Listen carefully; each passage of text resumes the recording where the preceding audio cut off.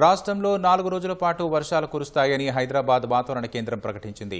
ఇవాళ రేపు విస్తారంగా వర్షాలు పడడంతో పాటు ఉత్తర ఈశాన్య తెలంగాణ జిల్లాల్లో ఉరుములు, మెరుపులు, ఈదురుగాలులతో కూడిన భారీ నుంచి అతి భారీ వర్షాలు కురుస్తాయని తెలిపింది.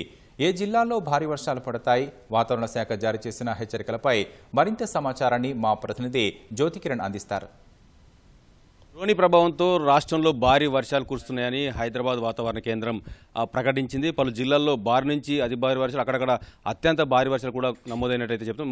అయితే రాగల 4 రోజుల పాటు కూడా రాష్ట్రంలో భారీ నుంచి అతి భారీ వర్షాలతో పాటు విస్తారంగా వర్షాలు కురుస్తాయని తెలిపింది. ఈ రోజు చూసుకున్నట్లయితే ఈ రోజు భారీ నుంచి అతి భారీ వర్షాలు ఉత్తర ఈశాన్య తెలంగాణ జిల్లాలో కురుస్తాయని వెల్లడించిన పరిస్థితి. మనం చూసుకున్నట్లయితే ఇంకా రెండు ఈశాన్య జిల్లాలు అనేటువంటి జయశంకర్, భూపాలపల్లి, ములుగు జిల్లాల్లో భారీ నుంచి అతి భారీ వర్షాలు కురిసే అవకాశం అని తెలిపింది. ఈ జిల్లాలకు ఆరెంజ్ హెచ్చరికలను జారీ చేసిన పరిస్థితి. అంతేకాకుండా ఆదిలాబాద్, కొమరంభీం, ఆసిఫాబాద్, మంచిర్యాల,